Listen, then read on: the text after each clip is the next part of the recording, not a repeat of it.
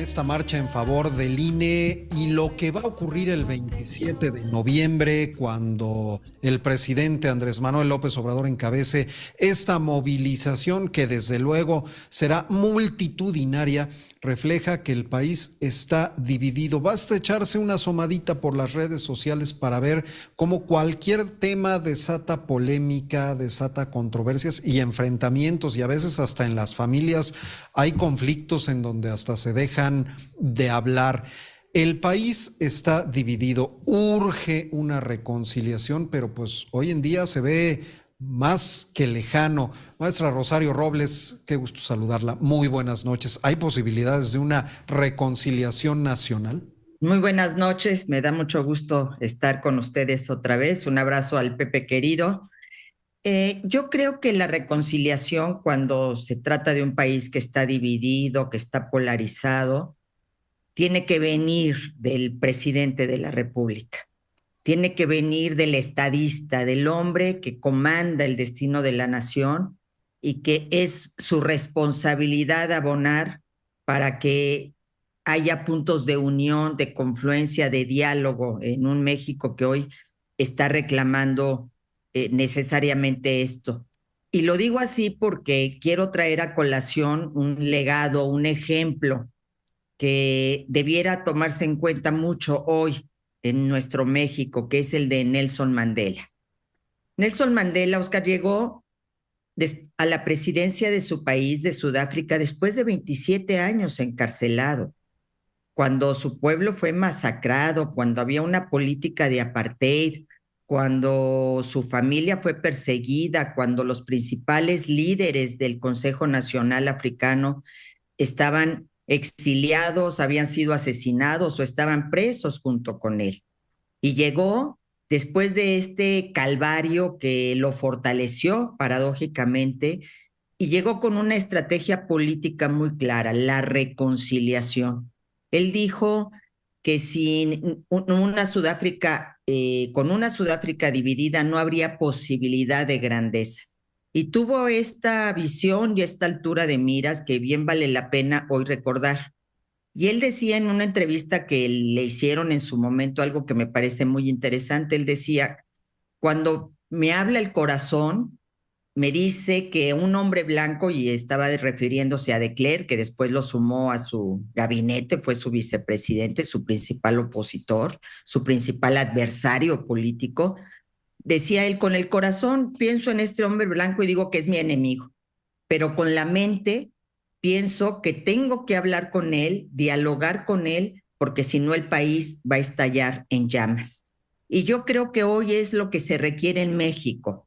Muy bien que se manifiesten todos, pero lo que se requiere es conciliar, lo que se requiere es encontrar esos puentes, y yo en la semana hacía referencia a una marcha muy importante que hubo el 12 de enero de 1994, cuando había estallado la rebelión zapatista.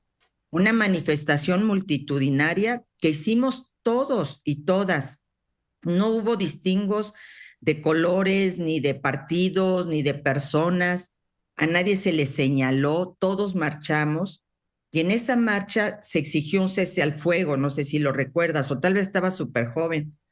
Y No, entonces, no, no, fíjate, estimada Rosario, yo estuve cubriendo la marcha zapatista justamente ya en en estas el 2000, actividades desde San Cristóbal de las Casas hasta acá la Ciudad de México, y claro que recuerdo esa movilización, un gran ejemplo de la gente manifestándose a favor de una causa. de una causa en la que el gobierno reaccionó no exhibiendo a las personas que habían marchado, sino con un cese al fuego unilateral y con un llamado al diálogo al Ejército Zapatista de Liberación Nacional.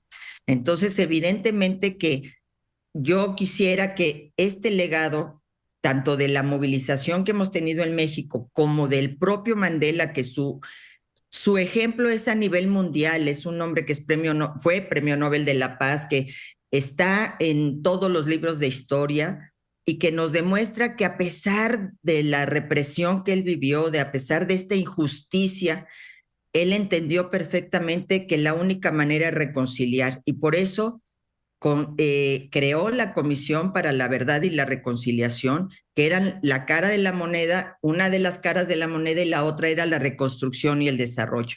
No podía haber reconstrucción y desarrollo, y podemos parafrasear, no puede haber transformación si no hay reconciliación, si no hay perdón, si no hay un camino juntos, que entendamos que somos mexicanos y mexicanas, que tenemos que encontrar este espacio de diálogo y de concertación. A mí me preocupa mucho, Oscar, que esta polarización fortalece los extremos.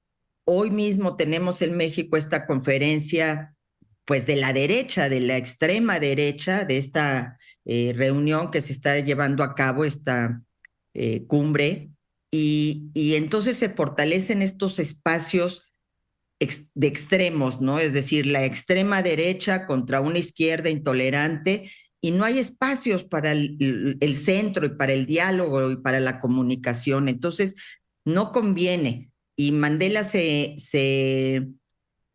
tenía una frase de Séneca que era como de cabecera, decía un hombre o una mujer, yo hago obviamente la intervención con relación a la mujer, un hombre o una mujer que le teme a la hostilidad no está preparado para gobernar. Un gobernante que no acepta la crítica, que no acepta el disenso, el que otras personas opinen de manera diferente, tampoco está preparado para gobernar. Y yo creo que hoy en México lo que requerimos es un reconciliador. Ojalá nos escuche el presidente de la República. Ojalá, porque se vive un momento muy delicado. Simple y sencillamente ya hay organizaciones que han anunciado que se van a ir a manifestar el 27 de noviembre, pero no a favor del presidente Andrés Manuel López Obrador.